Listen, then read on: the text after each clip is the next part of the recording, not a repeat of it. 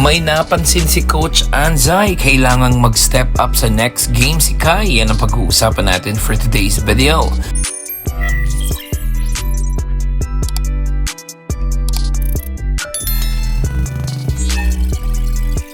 Another disappointing loss para sa team ni Kai Sotto na Koshigaya Alpa sa game 2 kahapon kontra sa home team na Albark Tokyo.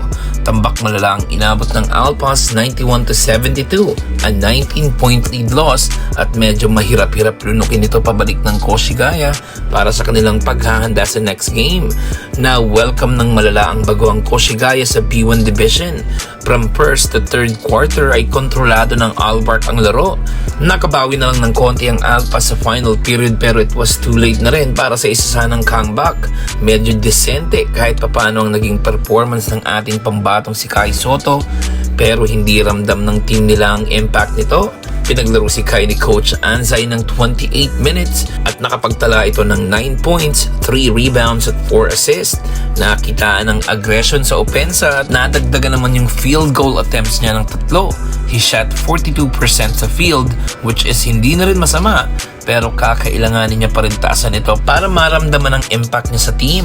Pinangunahan ni Team Suarez ang Alpas with 19 points at sinundan naman ito ni Gibbs at Pick combined for 23 points. After the game, sinabi ni Coach Anzay ang mga napansin niya sa game at special mention nga ang bata nating si Kai Sotto. Napansin ni Coach na malaya nang nagagawa ni Kai yung mga gusto niya sa loob ng court. Yung mga pagsiset ng screens daw ay dapat mas maging solid para mas maganda ang maging execution ng plays. Iba kasi yung intensity sa practice compare sa actual game, kaya sa practice mas gagawin ni Coach na mas mahirap for Kai, especially sa pagsiset ng screen. Para sa actual game ay parang wala na rin pagkakaiba.